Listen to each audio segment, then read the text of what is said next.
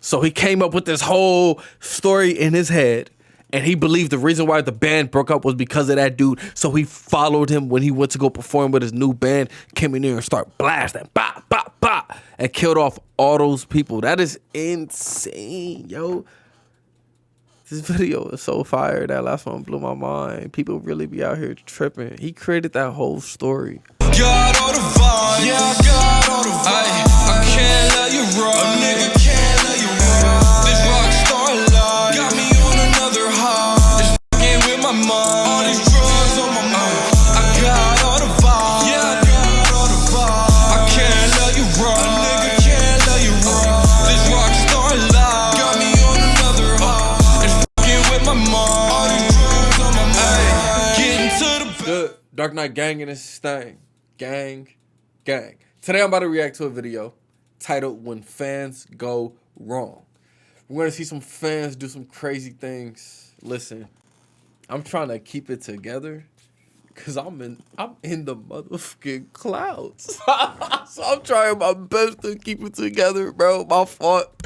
But look, we're going to see when fans go wrong. Hopefully, bro, this is not how you be acting. Hey, let me know. Let me know down in the comments. This how you be acting, bro. Keep it a stack. You be seeing your favorite artist, your favorite celebrity, your favorite athlete, Cash Nasty with LeBron James. Nah, let me stop. Let's hop into the video. Shout out to the gang. Everybody have a great day. Yeah, man. Let's go. Number 7. Robert Dewey Hoskins. During the 1980s and 1990s, Madonna was among the world's most famous pop icons, a status that came with numerous fans, at least one of whom developed a dangerous obsession for the singer. Robert Dewey Hoskins terrorized Madonna during the 1990s, and at one point threatened to cut her from ear to ear if she didn't marry him. In 1995, Hoskins, then 30... Oh, I thought he was just going to be like a crazy fan that ran up on stage. Nah. This dude was out of his mind. Whoa, okay. 7 scaled the 8-foot fence surrounding Madonna's Castillo del Lago home in the Hollywood Hills. He got within range of the house and tried to wrestle a weapon out of her security guard's hands. Hoskins was shot in the left arm and pelvis but survived. The incident reportedly caused Madonna to have nightmares in the aftermath. She testified against him in court, and Hoskins was sent to a psychiatric facility after being found to be mentally unstable. Years later, in 2012, he walked away from the Metropolitan State Hospital in the Los Angeles suburb of Norwalk. Because of the court order which required him to receive treatment until August, Hoskins was classified as an escapee with warnings issued by the LAPD, which claimed that he was highly psychotic when not taking his medication, and adding that he had extremely violent tendencies. Fortunately, Hoskins was arrested about a week later without incident. Bro, the first one was insane off top. That dude stalking Madonna, doing all that, then having to go to a psychiatric hospital for some years, coming out, trying to escape, probably trying to see her again. You already know what it is. Clearly hasn't been healed. Man, hey, I wasn't ready for this video. We about to see people try to... Sheesh, we about to see some crazy stalkers. Singer Christina Grimmie first gained popularity by uploading covers of popular songs to her YouTube channel, which, following the release of her debut album in 2011, reached 1 million subscribers. Grimmie was also a contestant on the 6th season of The Voice US, where she impressed judges Adam Levine and Lil Wayne to the extent that both announced they'd sign her to their labels, regardless of the show's results. Before her promising career could come to fruition, Grimmie was murdered by a fan. 27-year-old Kevin James Loibl reportedly lived like a hermit in St. Petersburg, Florida, covering his bedroom windows with heavy curtains and aluminium foil due to what was described as an aversion to light. According to Chris Dennington, reported as Loibl's only friend, he'd become fixated on Grimmie and watched... I just have to say this really quick. Of course he's from Florida.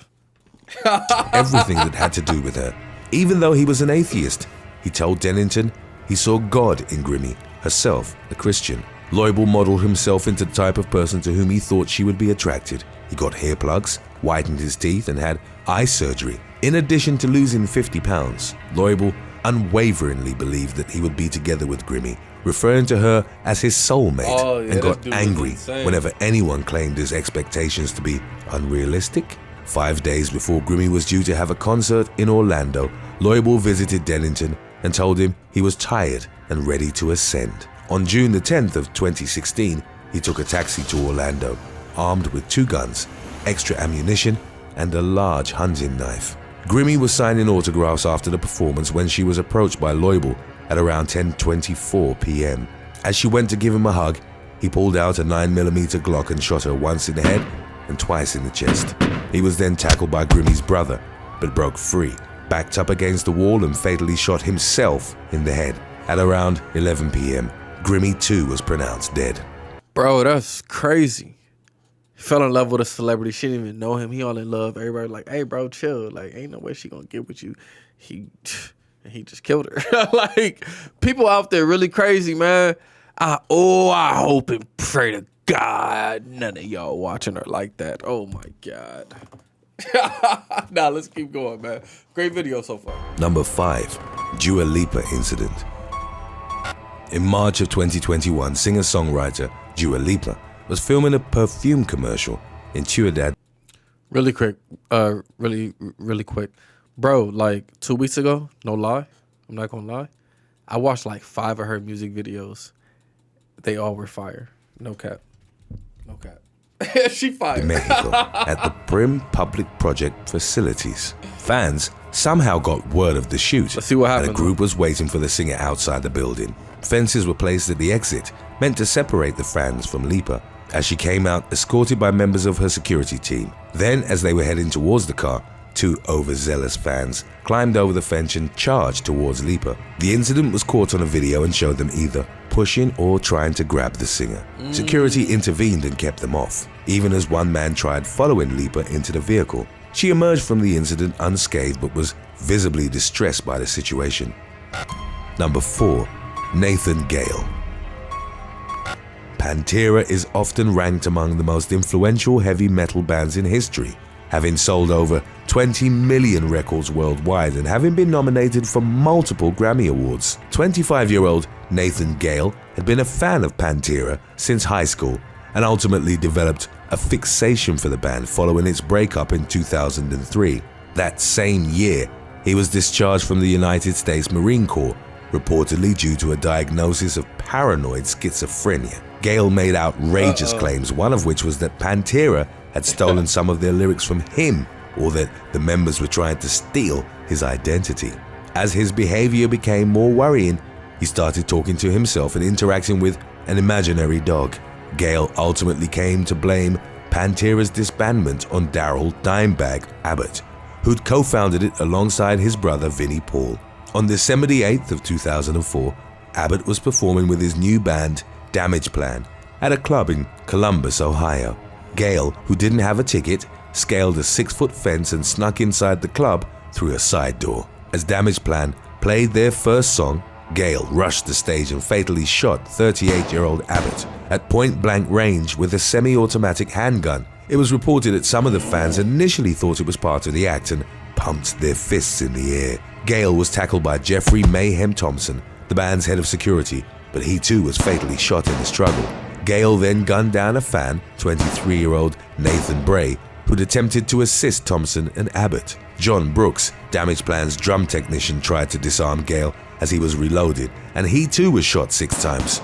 All 4 men passed away in the aftermath, while 3 others sustained injuries. Gale's spree was brought to an end by responding officer James Nigmeyer. He came into the club through a backstage door and, as Gale was holding a wounded victim hostage, fatally shot him in the head once with a 12-gauge shotgun. Yo. Number 3. Yeah, that one was crazy right there. There was a lot I wanted to say, but I just couldn't pause it because it just continued to build. First off, yeah, this dude was insane. They said he had a psychotic breakdown. No, not even he had a psychotic breakdown. I think they said a paranoid schizophrenic, right? So he came up with this whole story in his head, and he believed the reason why the band broke up was because of that dude. So he followed him when he went to go perform with his new band, came in there and started blasting, bah, bah, bah, and killed off all those people. That is insane, yo. This video is so fire. That last one blew my mind. People really be out here tripping. He created that whole story. Bro, nah, for real, think about that. He created that whole story and killed people from a story he created in his own mind. You can't even argue with him about it. He really believed it. Let's keep going. 3. Kim Kardashian incident. Kim Kardashian. In September of 2014, Kim yeah. Kardashian was nearly brought to the ground while surrounded by fans and paparazzi. During the Paris Fashion Week, she'd arrived with husband I was about to say something so stupid. Let me not even play. Sheesh. Listen, it's just a joke. Cancel culture, right? Oh my God. I don't even want to say the joke anymore. It ruined it. Kanye West and her mother, Kris Jenner, only to be sworn. Okay, all right. I already know, bro. You gonna be like, B, what you about to say? I was just gonna say, nigga, Kim Kardashian so bad, nigga. I don't blame him. I would have snuck in that bitch too, cuz. Nah, let me stop. As she got out of the car. In the confusion, a man who was later identified as Ukrainian prankster Vitaly Sidyuk grabbed Kardashian and tried to drag her away. Sidyuk had performed such antics on a number of celebrities during public events.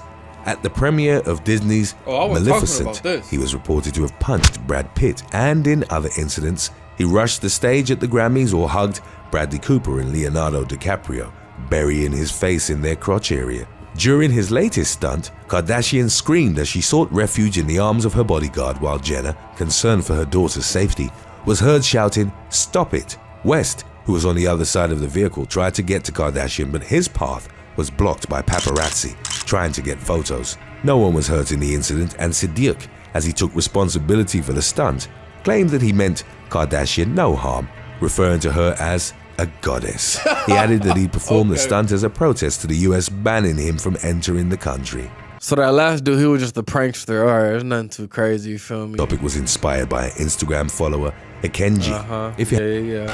Number 2. Ali Brooke attacked in Mexico. In September of 2016, during a concert alongside her Fifth Harmony bandmates in Mexico, Ali Brooke was rushed and brought to the ground while she was performing on stage. A male fan broke through security, approached the singer and attempted to embrace her. As he was pulled away by a staff member, he held onto her hair and arms so tightly that it caused her to topple over. A true professional, Brooke wasn't deterred from her performance for long. She got back to her feet, waved to the fan, and even blew him a kiss. She then showed the peace sign to the crowd before she resumed singing. The incident marked the second time in the week that Brooke had been ambushed by a fan. Just one day prior, as she made her way through a Mexico airport, a man grabbed her and nearly brought her into a mob of fans. Fortunately, her security guards managed to separate her from the crazed fan. Number 1. Okay, that last one, the first part wasn't crazy. He tried to go in there and give her a hug. You can't be doing that. But did you just hear what he said after that?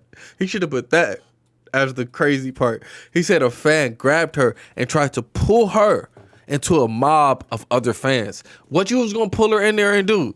Well, all the other fans, what was y'all gonna do to her, bro? That was crazy. They was gonna pull her in there and strip her down and touch on her. Allie, let me feel your body. Yolanda Saldivar. Selena Quintanilla Perez is hailed as one of the greatest Latin artists of all time, often credited for catapulting Tejano music, a style blended Mexican and US influences, into the mainstream. Selena was described as a major influence by many Latin artists who regarded her as a trailblazer. The artist's legacy lives on, but her life was cut short at only 23 by an enraged fan. In 1991, Yolanda Saldivar, then in her early 30s, was made president of Selena's fan club after she'd repeatedly asked permission to start one in San Antonio. A few years later, Saldivar struck a friendship with the artist and was made manager of her boutiques. It was reported that Saldivar's devotion to Selena bordered on obsession. Her room was covered in the artist's posters and pictures, but also featured burning votive candles and a collection of Selena videos which she'd play for her visitors. By her own account, she wanted to be like Selena and was possessive in her relationship with the artist. Why would they hire her on, seeing all of this, seeing that she's obsessed? Oh, Selena, I just want to be your something manager. Whatever he said, I forgot. I'm like, nah, man, you crazy. Be like Selena and was possessive in her relationship with the artist, constantly trying to distance her from other employees. In January of 1995, Selena's father, who was also her manager, started receiving angry letters and phone calls from fans who claimed to have paid their enrollment fees for the club but received none of the promised memorabilia. He investigated and found that Saldivar had embezzled over $60,000 from the boutique and fan club using forged checks. When a meeting was called, which Selena also attended, Saldivar failed to properly account for the financial discrepancies and then abruptly left. The day after she'd been replaced as head of the fan club, Saldivar bought a .38 caliber revolver and hollow point bullets designed to do more damage. With the imminent termination of her employment, They didn't cover this in the movie Selena, huh? Maybe they felt, or maybe they did. I haven't seen the movie Selena since I was a kid, bro. That's the only movie I've ever cried on my whole life as well.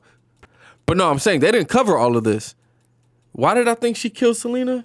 I don't remember. Saldivar had held on to important financial documents. She used them to lure Selena to a Days Inn in Corpus Christi, Texas. The artist arrived at the motel on March the 31st of 1995, but Saldivar told her that she'd been abused in Mexico, and she agreed to take her to a hospital. While there, Selena became frustrated as Saldivar gave staff a different story about the abuse. When the two women returned to the motel, they started arguing, with Selena telling Saldivar that she couldn't be trusted anymore and demanding the financial papers. As she dumped Saldivar's bag on the bed, she saw the revolver. Shortly before 12 p.m., Saldivar pointed the gun at the artist. She let loose a single shot as Selena tried to flee, which impacted her lower right shoulder, damaging an artery and causing massive blood loss. Selena ran towards the lobby screaming for help and leaving behind a trail of blood hundreds of feet long. Ambulances were quick to the scene and tried to revive her, but she succumbed to hypervolemic shock and cardiac arrest. In a trial that received extensive media attention, Saldivar claimed that she accidentally shot Selena while trying to take her own life.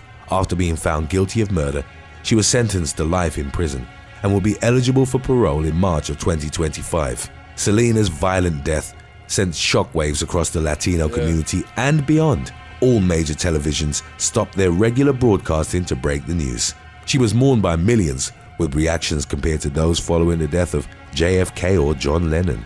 Her birthday, April the 16th, was announced as Selena Day in her native Texas by then-Governor George W. Bush. All right, bro, great video. That last one, look, I basically gave my reaction throughout, you feel me?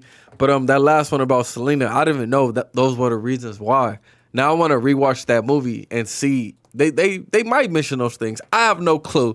Once again, I haven't watched Selena since I was a little boy. That's the only movie I've ever cried on. I was like, Selena! Yeah, man. Anyway, shout out to the gang. Everybody have a great day. I'm going to see y'all next time. Yeah. Peace. I